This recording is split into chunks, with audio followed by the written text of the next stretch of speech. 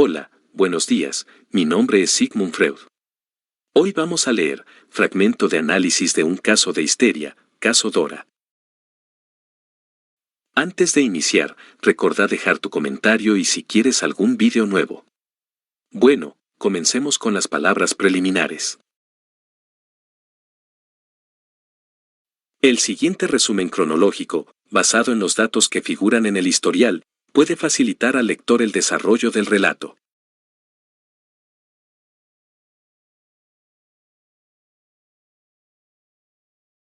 Fragmento de análisis de un caso de histeria. 1905-1901. Dora. El siguiente resumen cronológico, basado en los datos que figuran en el historial, puede facilitar al lector el desarrollo del relato. Palabras preliminares.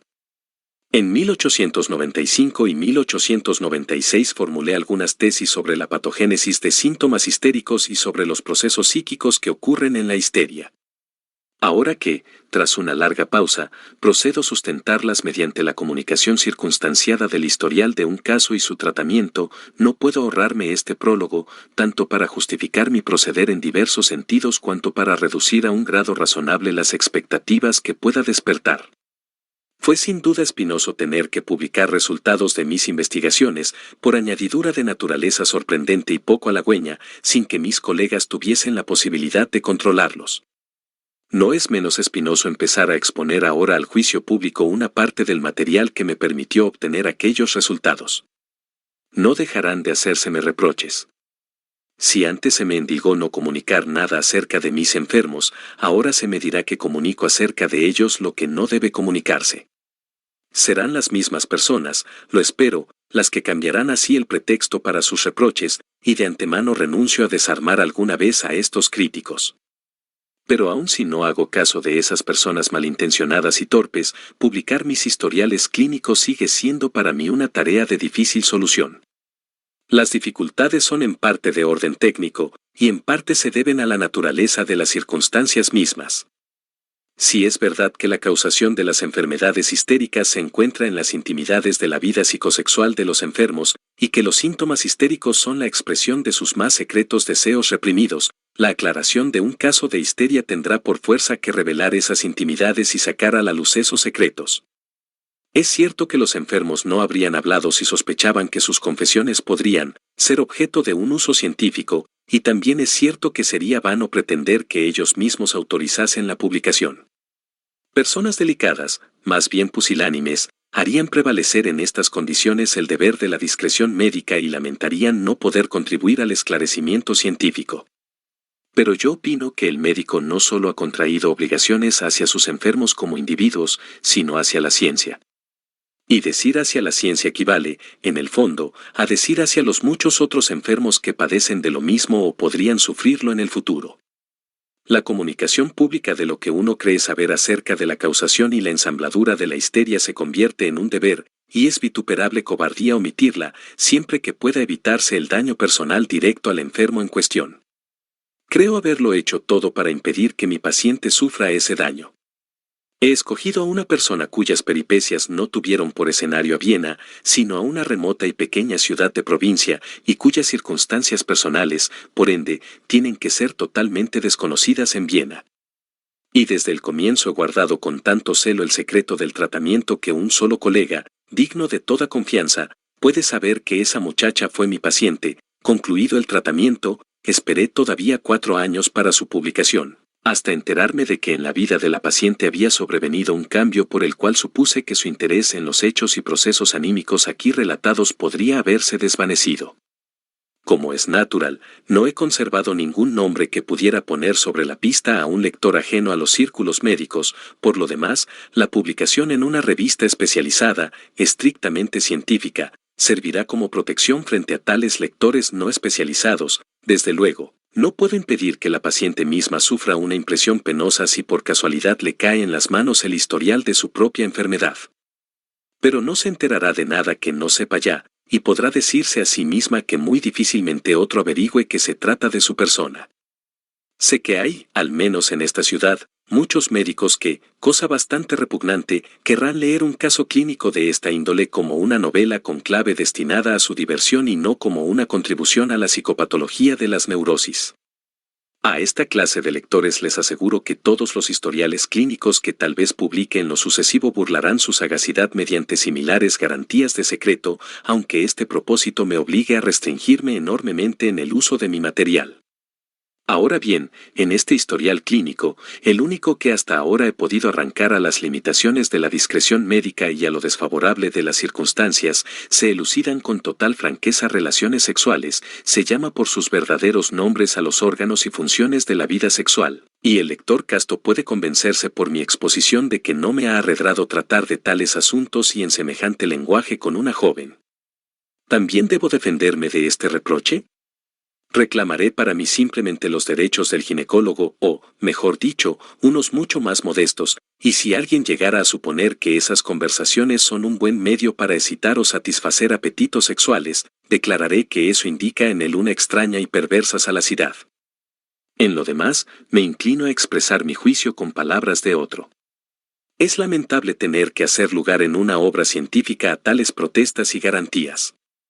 Pero no se me lo reproche a mí, acúsese al espíritu de la época, que nos ha llevado hasta el extremo de que ningún libro serio puede estar seguro de sobrevivir. Paso a comunicar ahora la manera en que vencí en este historial clínico las dificultades técnicas que supone la redacción de los informes.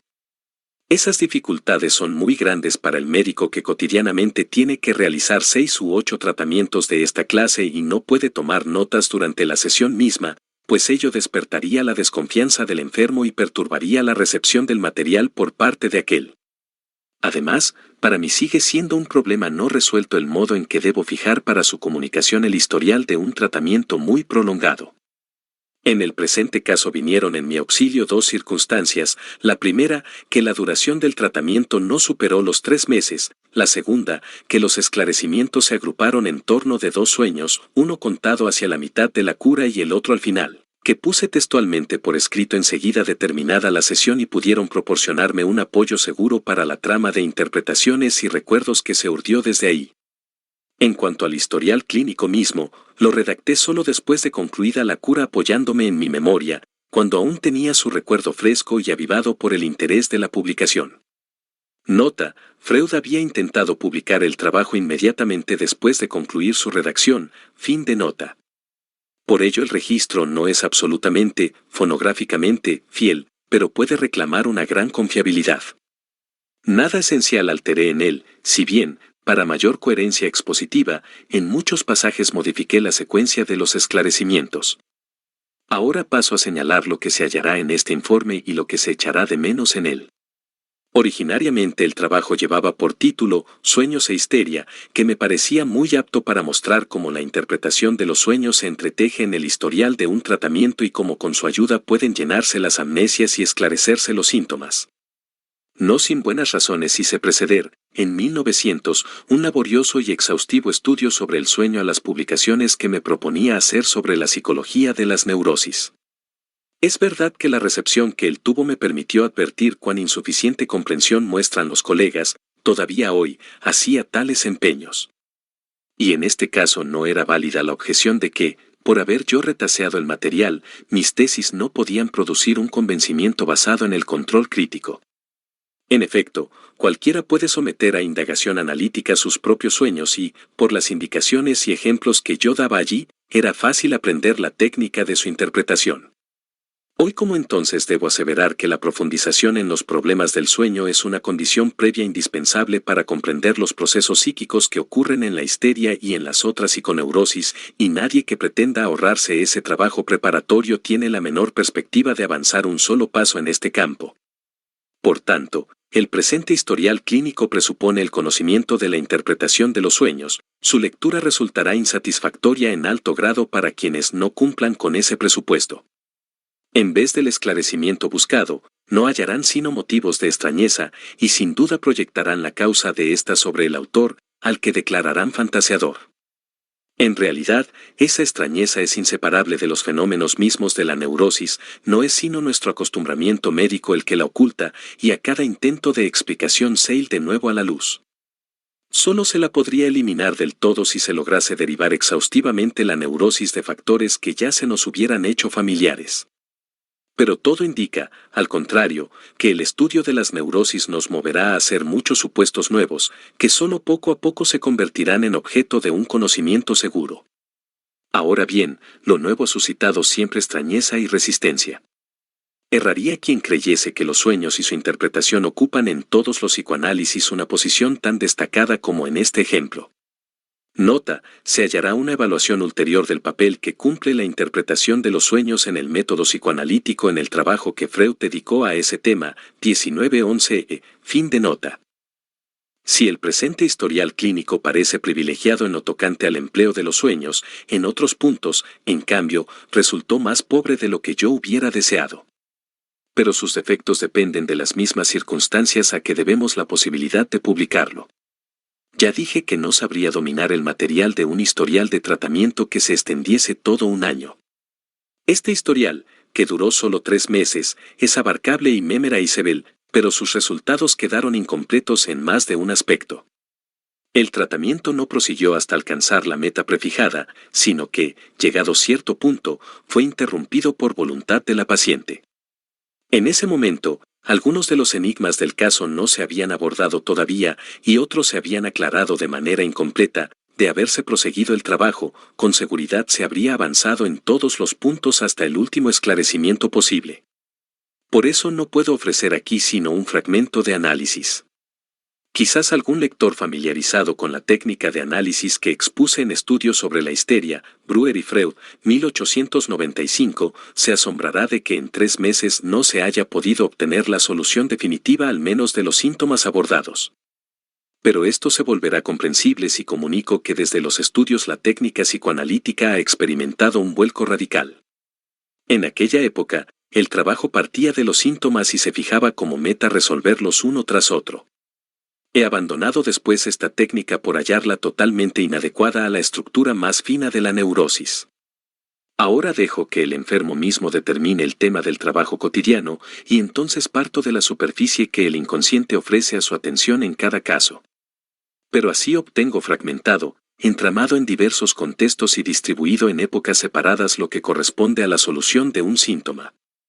A pesar de esta desventaja aparente, la nueva técnica es muy superior a la antigua e indiscutiblemente la única posible.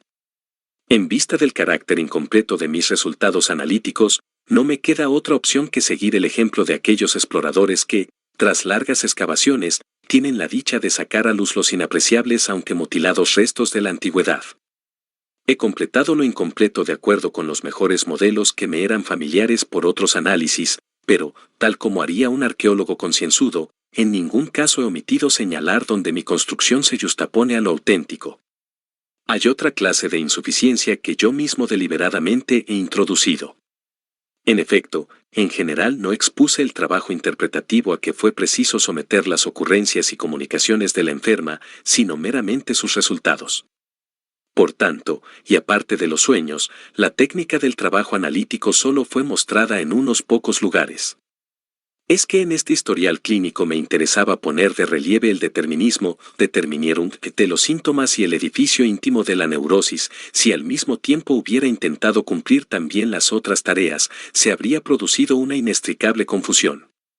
Para la fundamentación de las reglas técnicas, halladas las más de las veces por vía empírica, sin duda habría que reunir el material de muchos historiales de tratamiento. No se imagine, empero, muy grande la mutilación que pueda ocasionar la omisión de la técnica. En este caso justamente la pieza más difícil del trabajo técnico no estuvo en juego con la enferma. En efecto, el factor de la transferencia, de que se habla al final del historial clínico, no fue examinado en el curso del breve tratamiento. De una tercera insuficiencia de este informe, ni la enferma ni el autor tienen la culpa. Es evidente que un único historial clínico, aunque fuera completo y no dejara lugar a dudas, no podría dar respuesta a todas las preguntas que plantea el problema de la histeria. No puede ponernos en conocimiento de todos los tipos de contracción de la enfermedad, ni de todas las conformaciones de la estructura interna de la neurosis, ni de todas las variedades de trabazón entre lo psíquico y lo somático posibles en la histeria. De un solo caso no puede pedirse razonablemente más que lo que puede brindar. En cuanto a aquellos que no han querido creer hasta ahora en la validez universal y sin excepciones de la etiología psicosexual en la histeria, difícilmente adquirirán esa convicción por el conocimiento de un historial clínico. Lo mejor que pueden hacer es posponer su juicio hasta adquirir por su propio trabajo el derecho a tener una convicción. Nota agregada en 1923. El tratamiento aquí comunicado se interrumpió el 31 de diciembre de 1899. Debería decir, 1900, redacté el informe sobre él en las 2 semanas subsiguientes, pero solo en 1905 lo publiqué. No podría esperarse que más de 2 decenios de trabajo continuado no modificarían en nada la concepción y exposición de un caso patológico como este, pero evidentemente sería absurdo poner, apto date, este historial clínico mediante correcciones y ampliaciones, adecuarlo al estado actual de nuestro saber. Por tanto, lo he dejado intacto en lo esencial, y solo he mejorado en su texto algunos descuidos e imprecisiones sobre los que llamaron mi atención mis destacados traductores ingleses, el señor James Strachey y su esposa. Lo que me pareció admisible en materia de agregados críticos, lo incorporé en notas añadidas al historial clínico, de suerte que el lector tiene derecho a suponer que todavía sustento las opiniones expuestas en el texto cuando en las notas no se diga lo contrario. El problema de la discreción médica que me ocupó en este prólogo no cuenta para los otros historiales clínicos contenidos en este volumen, véase más adelante. En efecto, 3 de ellos se publican con el expreso consentimiento de los pacientes, en el caso del pequeño Hans, el de su padre, mientras que en el 4º caso, el de Streber, el objeto del análisis no es propiamente una persona, sino un libro escrito por ella. En el caso de Dora, el secreto se guardó hasta este año. Durante largo tiempo no tuve noticias de ella, pero recientemente me enteré de que, enferma por otras razones, confió a su médico que de muchacha había sido analizada por mí. Entonces mi colega, un hombre muy bien informado, la reconoció como la Dora de 1899. También aquí debería decir, 1900, punto. Ningún crítico imparcial de la terapia analítica reprochará a esta que en esos 3 meses de tratamiento solo se finiquitase el conflicto que la paciente tenía entonces, sin protegerla de enfermedades que pudiera contraer después. Esta nota apareció por primera vez en el 8º volumen de los Gesammelte-Schriften de Freud 1924 y, en inglés, en el 3er volumen de sus Collected Papers 1925. Cada uno de esos volúmenes contenía sus 5 historiales clínicos más extensos, o sea, además del presente, los casos, mencionados en esta nota, del pequeño Hans, 1909b, del hombre de las ratas, 1909d, de Streber, 1911c, y del hombre de los lobos, 1918b. Acerca de la posterior historia de Dora, véase el trabajo de Félix Deutsch 1957, fin de nota.